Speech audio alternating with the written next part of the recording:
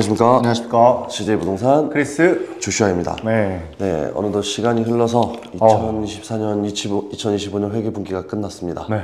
그리고 벌써 7월 새로운 회계분기 2025년, 2026년이 시작되었습니다. 네, 정말 빠른 시간이 느껴집니다. 벌써 하반기 시작했고 회계년도도 바뀌었고, 네. 그죠? 그에 따라서 여러 가지 또 정리해야 될 거, 그리고 새로운 소식들이 많이 들어와 있는 것 같습니다. 그래서 되게 좀 저희도 오랜만에 생톡을 찍는 것 같습니다. 네, 맞습니다. 네. 네. 더구나 좀 목소리가 좀 맹맹 소리가 나시죠? 감기 어떻게 좀 많이 나서시셨나요? 네, 염려해 주신 덕분에 일주일, 제가 2년 만에 이렇게 아파봤는데 다들 감기 조심하시고 대표님도 감기 저한테 안 옮으셔야 되는데 네. 조심스럽습니다. 아니 근데 이 브리즈번 사실 겨울이 한국하고 비교하면 뭐 거의 봄 날씨, 따뜻한 봄 날씨 수준이잖아요. 네, 그랬습니다. 네, 그래도 감기가 걸립니다. 네, 그래서 어쩔 수 없습니다. 네. 덩치감 못한다고 혼났습니다. 네. 아닙니다. 빨리 저희 완쾌하시길 바라겠습니다. 네, 감사합니다. 지금 이제 저희 2025년 이제 하반기가 시작됐습니다. 네. 자, 상반기 호주 부동산 시장이 어땠는지 좀 정리 좀 간단하게 부탁드려도 될까요? 네, 이제 상반기를 돌아보면 이제 시간대를 이제 두 부분을 나누면 이제 1분기와 2분기 볼 수 있는데 1분기는 확실히 좀 사람들이 좀 걱정이 좀 많은 시기였어요. 작년에 워낙 부동산 시장이 이제 뜨거워지면서 많이 올랐기 때문에 올해는 좀 다운턴으로 적응하지 않겠느냐라는 걱정에 1분기가 좀 지났고 2분기에는 그런 의심의 그런 상황을 싹 해소를 시켰죠. 그래서 2분기에는 1분기보다 좀 더 올라가는 경향을 보였습니다. 이제 숫자로 말씀드리면 5개월 연속 상승했고 6월 한 달 동안에만 0.6% 호주 전체입니다. 그리고 이제 2분기가 1분기보다는 상당히 상승폭이 컸습니다. 1분기는 0.9% 정도 호주 전체적으로 집값이 상승했고 2분기만 놓고 보면 1.4%. 굉장히 좀 더 상승폭이 커졌죠.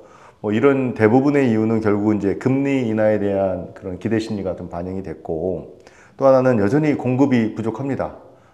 지금 최근 좀 뒤쪽에도 말씀드릴 건데 리스팅되는 숫자, 매물의 숫자가 상당히 줄었어요. 그러니까 공급은 줄고 수요는 여전해요. 그렇기 때문에 집값 상승은 이제 계속 꾸준히 좀 이어왔고 여기 제가 숫자로 좀 말씀드리면 공급량이 작년 대비해서 한 마이너스 5.8% 거의 6%가량 매물 숫자가 줄었습니다. 이건 5년 평균치에 비교를 해보더라도 상당히 큰 폭으로 줄었는데 한 16% 줄었어요. 그러니까 사실 이제 공급량이 딸린다는 얘기입니다, 결국은. 그리고 이제 많은 거래량이 작년에 이루어졌기 때문에 새로 신규로 등록되는 리스팅되는 매물 숫자가 조금 한 텀 쉬어가는 그런 타이밍에 접어들었다고 볼 수 있고, 그리고 도시하고 이제 지방, 그러니까 이제 시티 카운슬하고 그 외지역, 리저널 카운슬하고 좀 보면 비슷합니다. 상승률은 도시는 1.4% 정도, 그 다음에 그런 리저널 지역은 한 1.6% 정도. 근데 이제 대부분 예측하는 사람들은 이제 도시 중심으로, 이제 주요 도시 중심으로 좀 상승폭이 좀 더 커질 거라는 얘기를 좀 예측을 좀 하고 있고, 왜 그러면 결국은 그 외의 지역은 신규 주택 보급량이 그래도 괜찮아요. 이제 대량으로 개발을 해서 디벨롭해서 많은 숫자의 어떤 신규 주택 공급량이 되는 반면에 이 시티 쪽은 이제 도시 중심 쪽은 그렇게 개발을 대규모로 할 수 있는 땅 자체가 없어서 공급량이 좀 많이 줄어들고 역시 디맨드는 여전하기 때문에 좀 상승폭을 좀 키울 거다라는 좀 전문가들이 좀 예측이 있습니다. 또 하나 뒤쪽에서 얘기했지만 이제 하반기에 저희가 기대되는 부분이 결국은 금리입니다. 금리. 네. 금리가 얼마만큼 움직여 주냐에 따라서 사실 부동산하고는 거의 직상관 관계에 있어요. 예. 금리가 인하되면 인하될수록 말 그대로 보로잉 파워도 늘어나고 자기의 어떤 가처분 자산의 양도 늘어나기 때문에 그런 영향을 받아서 상당히 부동산 시장은 좀 많이 회복이 더 될 것 같습니다. 네, 잘 정리해 주셔서 감사하고요. 그러면 요즘에 브리즈번 부동산 분위기는 좀 어땠었는지 또 설명해 주시면 감사하겠습니다. 네, 브리즈번의 집값 변동률을 좀 살펴보면 6월 한 달만 보시면 한 0.7% 좀 상승이 됐고 2분기에 2% 상승이 됐습니다. 그래서 과거 12개월을 쭉 돌아다보면 7% 상승을 했습니다. 작년 하반기 대비해서 올 상반기가 상승폭이 줄긴 줄었어요. 작년엔 거의 뭐 월에 한 1% 전후반 정도로 추구적인 상승했다면 올해 상반기하고 올해 상반기를 보면 대략적으로 매월 한 0.3%에서 0.5% 정도 꾸준하게 올랐습니다. 그래도 뭐 여전히 강하게 계속 꾸준하게 상승세를 좀 이어오고 있고, 특히 조금 저희가 주목해야 될 부분이 타운하우스, 아파트의 상승률이 상당히 컸습니다. 하우스의 상승률만 보면은 과거 1년 동안 9.7%인데 유닛, 그러니까 아파트하고 타운하우스의 상승률이 16%입니다. 호주에서 단연 최고 높은 수준으로 좀 올라 있고, 뭐 저희도 느끼잖아요. 문의 주신 분들이 요즘 타운하우스 가격이 왜 이래요? 맞습니다. 막 이러시죠. 그럴 정도로 상당히 많이 올랐다는 걸 저희가 실감할 수 있었습니다. 네. 특별히 브리즈번에 좀 핫한 지역이 있다고. 네. 이건 이제 숫자상으로 나타난 이제 집값 상승률 좀 한번 좀 저희가 보고 있는데, 제가 같이 좀 띄워드릴게요. 레드클리프 지역, 이제 모튼베이 쪽에 있는, 모튼베이는 전형적으로 저희가 조심해서 좀 구매하실 게 플러딩 지역이 많잖아요. 맞습니다. 네. 그걸 좀 피해서 좀 사신다면 여기도 좋은 투자처가 될 것 같습니다. 11.2% 정도 올랐습니다. 연간입니다. 연간 토탈에서. 그 다음에 눈다. 그 다음에 ip스위치. 예, 제가 그렇지 않아도 최근에 ip스위치를 잠깐 일 있어 좀 갔다 왔는데 포텐셜이 상당히 좋은데요. ip스위치는 여전히. 그리고 최근 개발도 많이 이루어지고 있고. 맞습니다. 교통 인프라가 앞으로 더 확충이 될 건데, 그걸 노리신다면 ip스위치도 상당히 좋은 투자처 중에 하나라고 좀 보여집니다. 이외에도 뭐 스프링필드, 진분바, 카팔라바, 여기도 상대적으로 꾸준히 오르고 있는 지역 중에 하나입니다. 네. 저희들이 오늘 특별히 또 영상을 만드는 이유 중에 하나가 또 있죠.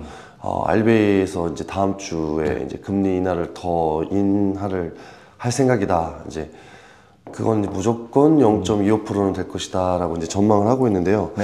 이 소식이 이제 어떤 것을 또 시사하고 있는지 대표님 분석을 한번 부탁드릴까요? 뭐 아까도 서두에 말씀드렸다시피 금리 인하는 부동산 시장하고의 직상관관계다라는 거는 뭐 누구든지 이제 부인하시지 않을 그런 사실인데, 이제 원래는 5월 달에 저희가 조금 빅 스텝이냐 뭐 숏 스텝이냐 뭐 좀 여러 가지 얘기했었는데, 결국은 0.25%포인트로 일반적인 아주 노멀한 스텝으로 좀 내려줬고, 그러면 이제 향후에 이제 하반기는 어떻게 될 거에 대한 관심사가 많이 있었는데, 네, 다음 주죠. 이제 7월 7일, 8일 사이에 이제 RBA 미팅이 있을 건데, 이제 그때 또 한 번의 금리 인하는 거의 확실시 되고 있습니다. 확실시되고 있는데, 얼마를 내릴 거냐에 따라서는 뭐 대부분 예측이 이제 이것도 마찬가지, 저번에 못한 원모 스텝을 좀 가서 0.25%포인트는 예상을 하고 있고, 이렇게 되면 지금 현재 3.85%죠? 기준금리가? 네. 그러면 이제 3.6%가 되는 겁니다. 그리고 이제 향후에 얼마를 더 내릴 거냐라는 부분에도 조심스럽게 예측을 하고 있는데, 대부분의 그 메이저 은행들이 예측하는 거는 이제 향후 12개월 동안 한 1%는 더 낼 거다. 1%면 이렇게 숏 스텝으로 가면 4번 더 내린다는 얘기죠. 네, 그럼 하반기에는 적어도 2번 이상은 더 갈 거다라는 게 조심스러운 예측이 되겠습니다. 그 금리 인하에 앞서서 제일 먼저 움직이는 은행이 있다고 하는데. 그렇죠. 네. ANZ. 네. 예전에는 저기 NAB가 선제적으로 고정금리 막 파격적으로 인하하고 막 그랬었는데, 지금 ANZ가 고정금리를 4대 은행 중에서 가장 낮은, 그리고 가장 큰 폭으로 인하했어요. 0.35%를 한꺼번에 내렸습니다. 네. 고정금리가 이제 그래서 최저 5.19%로 지금 돼서 4대 메이저 은행 중에서는 최저가 됐습니다. 이 부분은 저희가 좀 시사점이 있죠. 네네. 고정금리를 이렇게 과감하게 내린다는 것은 앞으로의 기준금리 인하는 확실하다. 고정금리 고객들을 더 잡고 싶은 마음이죠. 변동금리는 기준금리가 인하될 때마다 계속 움직여줘야 되잖아요. 그러니까 지금 제가 보기에는 은행은 뭐 당연히 이자율을 조금이라도 더 높은 고객들을 유치하는 게 좋기 때문에 네네. 고정금리 쪽으로 많이 당기기 위해서 고정금리를 인하폭을 과감하게 낮춘 거죠. 그래도 뭐 보통 고정금리가 2년 내지는 3년 최소 가지 않습니까? 네네. 그러니까 2, 3년 후에는 변동금리보다는 고정금리 이율이 본인들이 좀 높아질 거다. 반대로 생각하면 변동금리 이율이 5.19% 이하로 떨어질 가능성이 크다라고도 이제 예상할 수 있는 거죠. 특별히 좀 예전에 비해서 좀 달라진 것이 변동금리에 대한 선호도가 증가하고 있다고요. 네, 맞습니다. 그럼 이런 관점에서 봤을 때 금리가 떨어진다고는 전제하에 네. 투자자 입장에서는 이걸 어떻게 대처하는 게 좋을까요? 집을 사시려는 분들은 좀 빨리 움직이시는 게 좋으실 것 같아요. 집값 올라가는 것은 이제 기정사실인데 그 올라가는 속도가 조금씩 더 탄력이 붙는 느낌입니다. 최근에 보면 제가 아까 앞부분에서도 말씀드렸다시피 브리즈번이 2월 달에만 해도 0.7% 상승했잖아요. 근데 올 연초만 해도 제가 말씀드릴 때 거의 한 0.3, 0.4% 얘기 드렸어요. 그거와 비교되면 거의 더블이 지금 더 상승폭이 커진 거예요. 네. 그러면 하반기로 가면 1%대로 진입하는 거는 월 단위 상승률이 1%로 진입하는 거는 또 시간 문제일 수 있습니다. 그렇게 되면 1밀리언짜리 집을 놓고 보면 매달 거의 10,000불씩 점프하는 거예요. 점프하면 몇 달, 몇 개월 늦춰지는 대신에 그 몇만 불씩 더 금액을 더 지불하고 비슷한 매물을 구입하셔야 된다. 근데 사실은 이게 평균 1%지만 인기 지역에서는 1%가 아니에요. 느끼는 체감은 제가 저번에 얘기했습니다. 상반기에도 인기 있는 지역, 특히 스프링우드 같은 경우는 한 3, 4개월 동안 한 3, 4만 불 오른 것 같아요. 네, 느낌적으로는 그렇죠. 네. 그때 평균 집값 상승률이 0.3%, 0.4%였음에도 불구하고 거기만 유독 거의 매월 한 1%씩 올라간 느낌이었었거든요. 그런 걸 보면 인기 지역은 그보다 훨씬 더 상승 폭이 크게 변동이 있을 거다라는 예측이 듭니다. 네. 네, 결론적으로 이 금리 인하가 네. 부동산 시장에 미치게 될 영향이 어떤 것들이 있을까요? 금리 인하는 결국 버로잉 파워를 올리죠. 네네. 올리고 특히 첫집 구매자분들한테는 또 더군다나 이런 버로잉 파워도 올라가지만 그 정부의 혜택도 사실 많이 생겼지 않습니까? 네. 저희가 한번 간단하게 올려드렸는데 부스트 바이 퀸즐랜드에서는 그 다음에 그 전체 호주 전체에서는 헬프 투 바이 네, 퍼스트 홈 그랜트의 폭도 커지고 제한 폭도 커지고 스탬 듀티도 새집 같은 경우는 예전에는 75만 불, 70만 불대에서 스탬 듀티 면제했었는데 지금은 새집은 가격 제한이 없어요. 예, 그냥 스탬 듀티 안 내고 새집 같은 경우는 사시는 겁니다. 그렇게 되면 퍼스트 홈 바이어 입장에서는 이제 자기의 버로잉 파워가 지금 예전에 금리가 높을 때는 되게 힘든 장벽이었는데 그것까지도 사실 낮춰주는 거예요. 그럼 더 디맨드는 많이 늘어날 것 같습니다.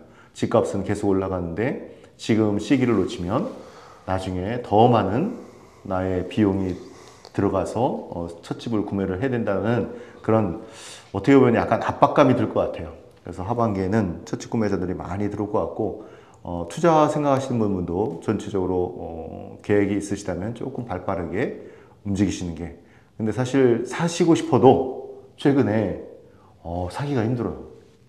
예. 매물이 너무 줄었어요. 맞습니다. 예.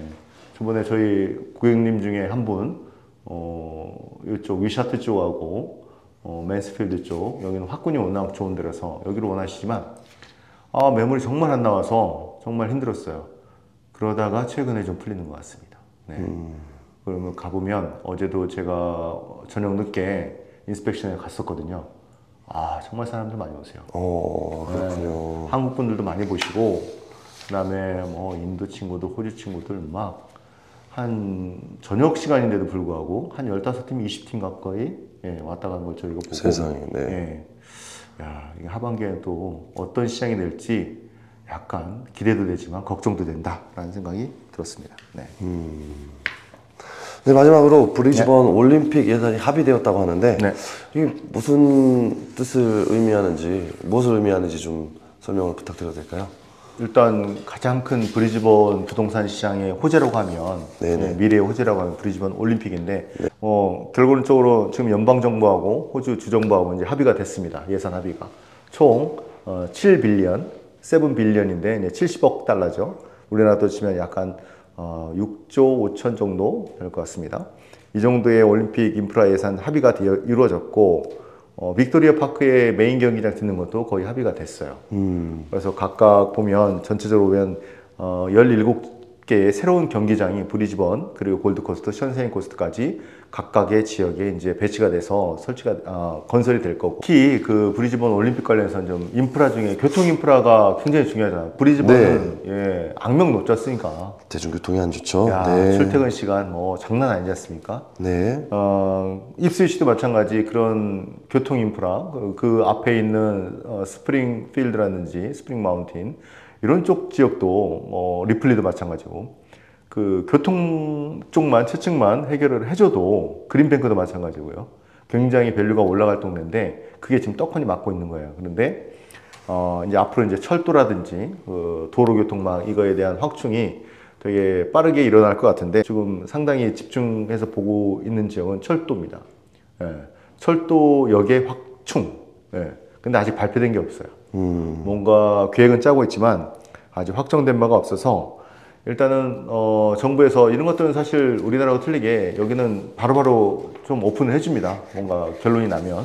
그래서 그런 것들이 좀 나오게 되면 빠르게 저희도 정보를 수집해서 여러분들한테 알려드리고, 또 저희한테 투자 매물을 요청하시는 분들한테는 또 그런 수혜 지역을 중심으로 해서 저희가 매물을 차려서 사실 수 있도록 도와드리도록 하겠습니다.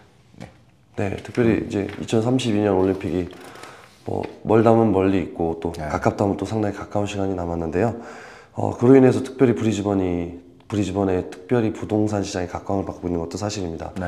자, 보시는 그 저희 구독자분들께서도 한번 이런 부분들을 잘 유념하셔서 정말 다른 지역들도 여러 곳이 있겠지만 특히 브리즈번은 이제 눈여겨봐야 되는 이유가 이것 말고도 또 많기 때문에 한번 잘 고민하셔서 또 그런 고민들을 저희와 또 함께 하시면서 좋은 투자 방향으로 이끌어 가시면 좋을 것 같습니다. 아무쪼록 제 이상한 목소리 들어주시느라 고생하셨고, 오늘 조시아 대표님이 이제 목도 너무 안 좋으시고 컨디션이 안 좋아서 저 혼자 많이 거의 다 얘기한 것 같은데, 아무튼 빨리 완쾌하시고 또 밝은 모습으로 또 정상적인 목소리 톤으로 한번 빨리 인사를 드렸으면 좋겠습니다. 네, 이상 CJ 부동산 크리스 조슈아였습니다. 감사합니다.